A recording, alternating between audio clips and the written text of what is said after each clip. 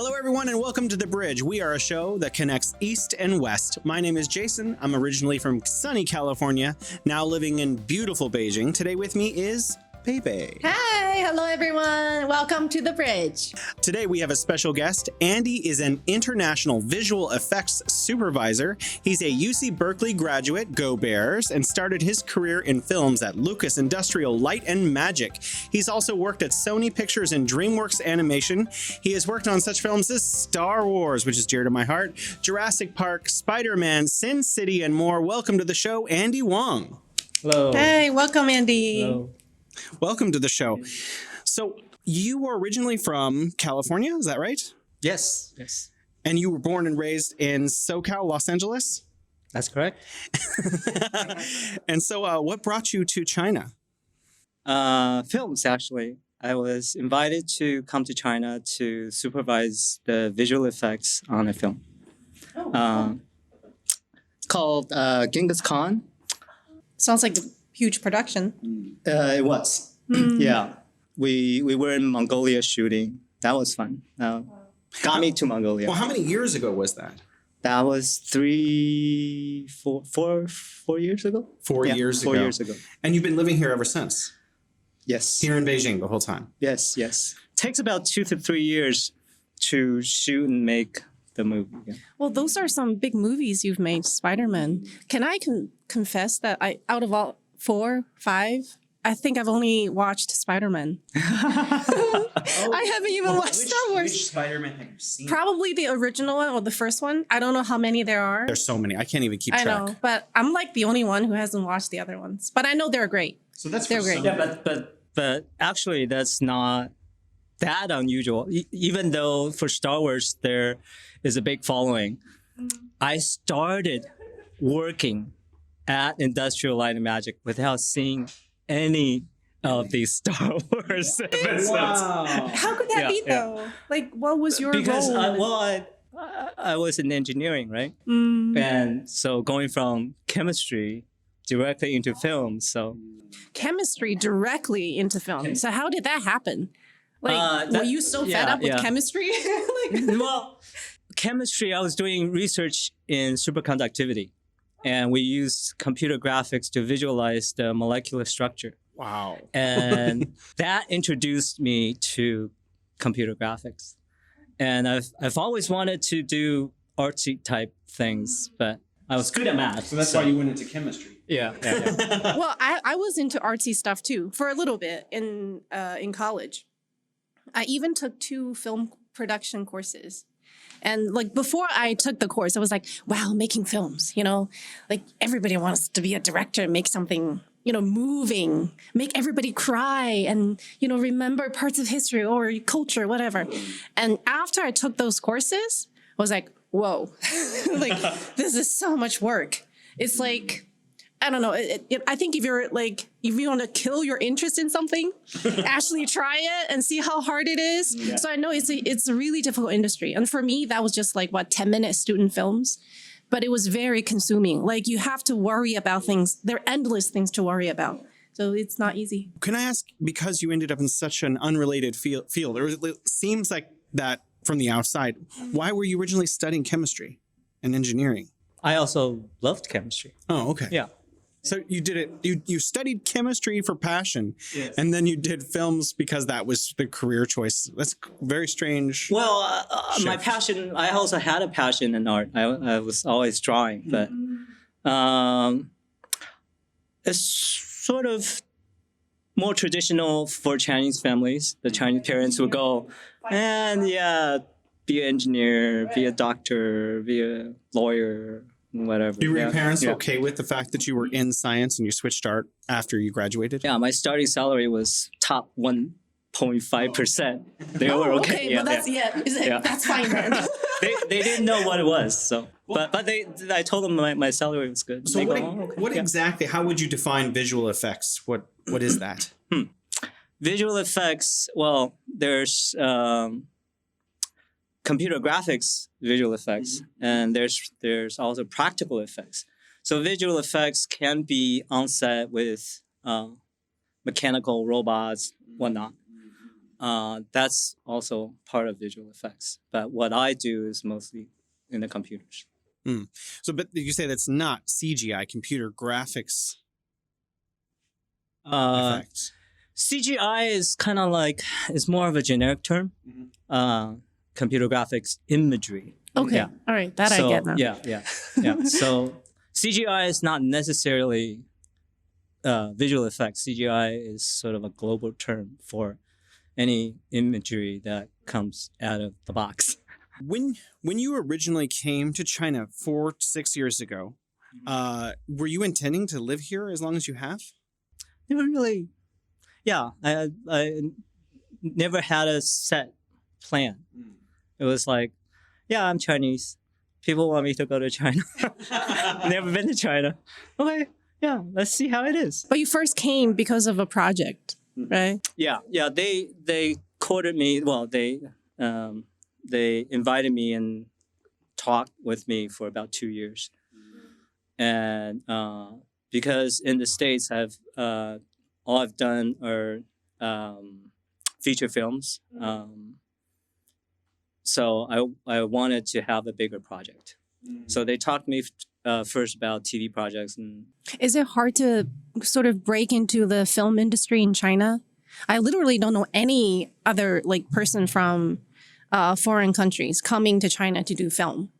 Everybody's here. Most people here are like teaching or related jobs. well, I guess not for me, since I come from the biggest studios in the world, I guess. Yeah.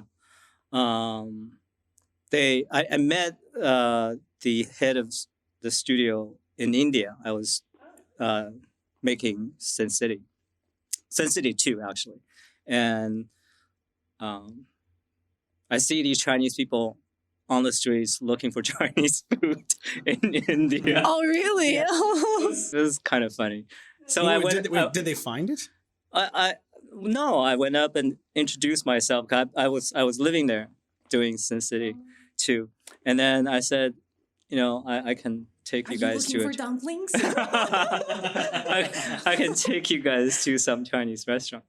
Yeah, and then we chatted, and then turned out they were in the business. And so these are the people that ended up courting you to come over.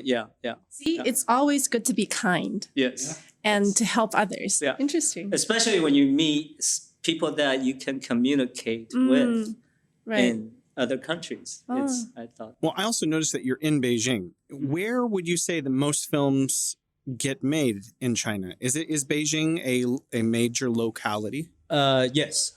Feature films, the feature film people are mostly in Beijing. At least the production studios are. TV shows are mostly in Shanghai, as I understand.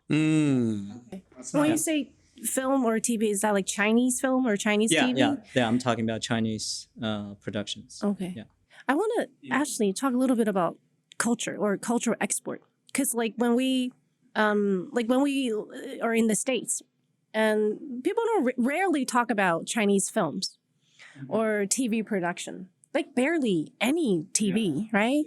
And when we talk about these well-known Chinese films, it's usually about like when China was really poor, or like the countryside, something rather special, But for us, like for me, who grew up in more modern times, those are actually a little bit foreign too. That's not our lives.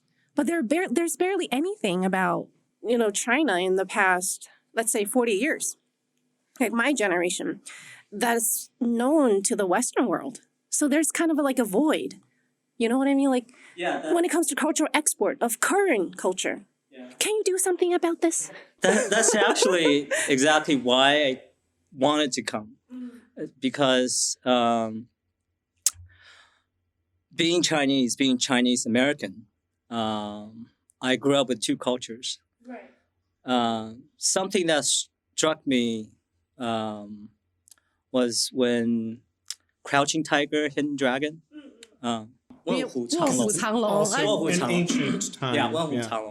I think it was late 1990s, maybe. When it came out, at Lucas, we have an in-house theater, and we screened the film. for all of our artists. And it is a very traditional film made by Ang Lee, Lian, 导演. I remember when the characters started flying or jumping on rooftops. And on the bamboo. Yeah. Everyone was laughing. They did not know what it was because these are supposed to be 轻功. yeah, 轻功. What's that in Chinese? It's the type of martial art that you can allows float you in to space. fly or jump very far, very high. It makes your body lighter, supposedly. That's the kung fu. You can like hop over water surface, that kind of thing. And everyone started to laugh because they didn't know what it was. You mean the audience, but they were mostly Americans? And they're film people. These are film people, right? They're film people. They're watching this imagery on the screen. They're like, no, people can't do that. Oh, okay. They're not, it's not like Marvel, right? Superman. Not on the moon. Right. Yeah, but lightsabers totally makes sense. Right. Like I guess you and I wouldn't feel like that, right? Yeah, We just know that it's the martial arts. Yeah, Yeah. we understand what that was. So it really struck me. It's like my coworkers, filmmakers, top filmmakers in the world, didn't understand what that was, even though that film won the Oscar for the best foreign film, foreign language film, I should say. So yeah, so I've always wanted to try to. I came because I wanted to. Besides the opportunity to direct, underlying all of that, it's I wanted to be able to bring some of the Chinese culture through films to the Western. Well, can I ask you about adapting? Because you said you hadn't been to China before 6 years ago. So can we talk a little bit about culture shock? Sure. Like, what were your first couple weeks like versus now? Yeah, first couple of weeks. Yeah. Very, very sharp imagery is in 2016. Well, late 2015, actually. It was.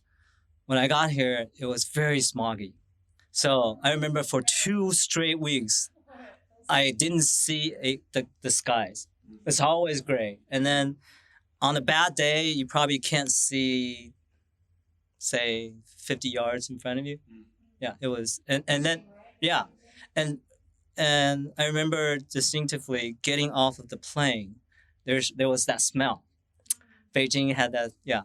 But then I think in 2017 or 4 or 5 years ago. Yeah. I think. Everything just cleared up because they started, watching the air quality, the environment, shut down whole factories supposedly. Yeah. So now it's great. Now it's blue skies. Culturally, as opposed to SoCal, Culturally, NorCal behavior. People like to drink hot water.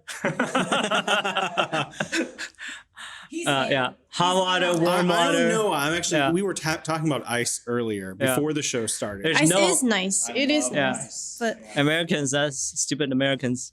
Well, we were talking about again the huge bags of ice you can get at you go into a mart, you buy a gigantic bag of ice for like $2. my mom be like, "You pay for ice? No matter $1 or $2, you don't pay for ice. It's free." Yeah, it's so funny. That first summer, went to the supermarket, asked for ice.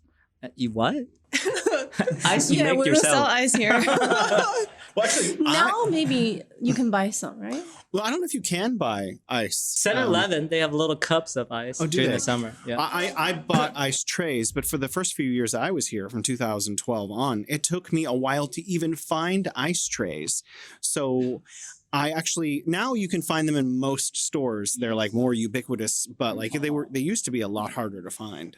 Yeah. Oh, poor Jason, looking everywhere for ice trays and for ice. Yeah. But then I remember traveling to, I think it was to France that time. And it was like cold. We went in the winter. And one time I wanted hot water. And it took me forever to find hot water. And it was like a nice cafe and I asked for hot water.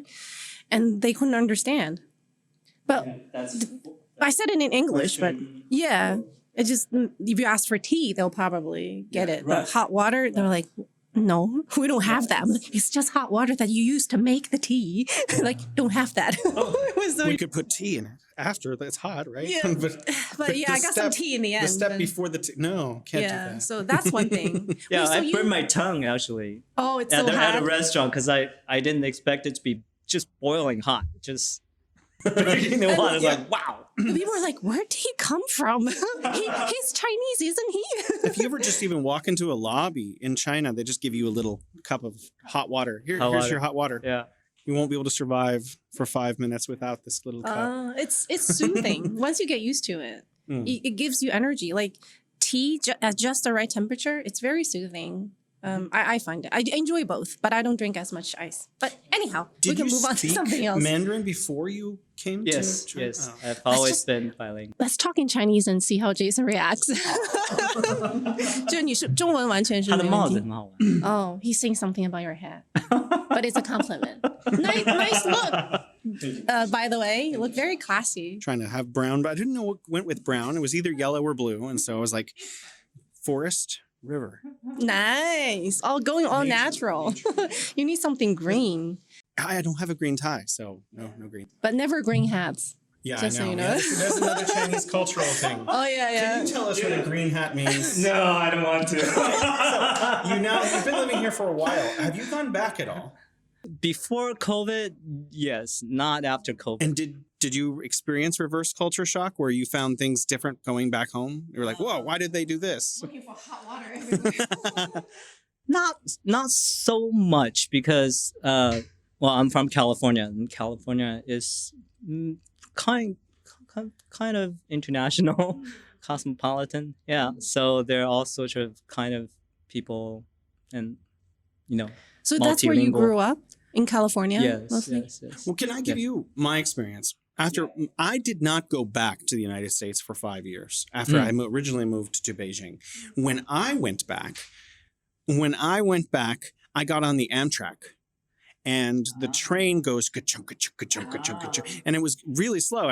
Cars on the highway are going by us, zoof, zoof, and I'm like on the train. I was actually really confused because in China the trains go like 300 kilometers an hour, and they're totally silent. You could hold a quarter like up in the window and just sit there. So actually, my reverse culture shock was like feeling like wow. China's actually a lot more developed.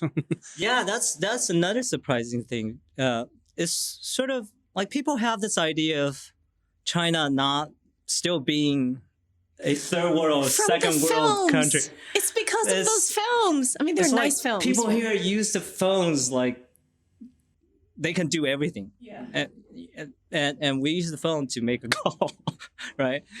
I was thinking about this because I think that there are less Chinese families with laptops because they kind of jumped over the personal computer straight to the phone because you have like billions of cell phones in China, but you have many fewer laptops. Whereas in the United States, everyone has a laptop, and then now everyone has a phone too. So it's like I couldn't do without my laptop. Yeah. I would say Gen Z in the West are more in sync with how cell phones are being used, but like here, we shop, we call a ride, we pay. No one uses cash anymore, and we don't use credit cards all that much here in Beijing. It's all by phone. I mean, I can't even imagine if you lose your phone, what would you do But that these day? days, it's harder to lose your phone because you're always using it. Yeah, So That's you're true. watching it in a way. That is true. Yeah. Yeah. Walking around, falling down the stairs, falling down the stairs because Yeah. People are always looking at their phones, like on the subway, on the train. So everyone's this. we this actually have a posture. family member who did hurt themselves a couple months ago here in China because they were using their phone, and then in the street there was a step they didn't see because they were looking at their phone while they were walking along, and now they have like a problem with their Achilles tendon that needs to probably exist for years of healing. It happens a lot, I think, across the globe, probably. Yeah, something to watch out for. Don't do that. Yeah. But, back to the cultural export thing, because I think the US is probably the best at exporting culture. Right. We talked about that the other day, how Hollywood has a huge yeah. And the thing is, you don't really think of it as a way of export because you're just watching a movie. Yeah, you're just watching Friends. But then you actually absorb so much from it. You learn so much from it. But when it comes to, China trying to export similar things, it's like, how do we do it? Yeah. China's not very good at selling itself. Yeah, There's a lot of great stuff, but... Yeah, I wanted to address that actually when you first talked about language. To me, I think language is a big thing. English is very easy to learn, and it is, I would say, the most international language on this planet. Although more and more people are trying to learn Chinese, Chinese is very, very hard to learn. It is. Sorry, guys. Yes, there's no alphabet, and then speaking wise, there are these tones that you have to learn. And what's up with these tones? Tones are simple. Why is it so complicated?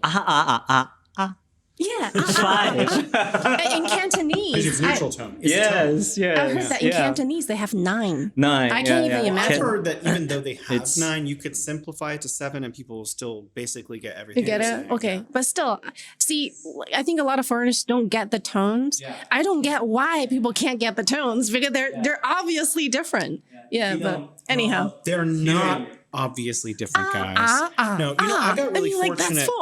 I got really fortunate because I actually took, I moved to South Korea, but before I came to China, I moved back to the United States and I took a 1-semester course, which was just pinyin. Whoa. So that was just like pinyin and the tones. Wow. And then I moved to China and it made my life a lot easier. But even with that course, it's very challenging. Oh, that's why you were good at reading out those Chinese idioms the other day. The only thing I'm good at is pinyin. Yeah, because it was good just reading off from I the learned pinyin too. Yeah. So language barrier is one thing. Yeah, but they can translate it with the subtitles. Yeah, it's still the but content, it's right? still not natural. It's still there's it's not firsthand information. Like if you were to make a film in China, and for let's say the international audience, what kind of theme or topic would you choose about modern China? Modern China, things happening in the past 40 years or so. Yeah, I think a lot of Chinese filmmakers are starting to do things in a way that they're telling Chinese cultural or traditional stories, but mixing in with sci-fi or modern settings. Oh. So there are a few popular sci-fi films. Yeah, so filmmakers are starting to do that. That's one of the ways. I personally, maybe it's just because I'm a nerd, but I like sci-fi. And I think a lot of people in America like sci-fi or fantasy or related. I mean, Avengers basically is sci-fi fantasy. Mm-hmm. Star Wars is sci-fi fantasy. So this is really, really popular. And Star Wars, in spite of losing one of its most talented artists, is still very successful. Yeah, Star Wars, I mean, Star Wars is a culture. Yeah. There's people passing it down from one generation to the next, right? You have all these toy figures, and then your kids start to play, and then they wonder what the movie is about. Batman. When did Batman actually start as a comic book? 1930s or something, and now it is still around 90 years later. Yeah, and it's like fantasy and a little bit sci-fi. Yeah, it's got its own world. Yeah. Even I think about contemporary Chinese life, say struggles of young people trying to make it, things like that, things that was also happen, in big cities in the US or other countries. Alien invasion. Or something like that. I don't know. It's just like ordinary life. Something about ordinary Chinese life of the contemporary period. Is it hard to make good films from those? No, I don't think so. I think stories about people are all the same because we're all people. So if the story is engaging and interesting, especially if the story is a love story, people like romance. Yeah. Don't all I think- stories kind of have a romantic? Yeah,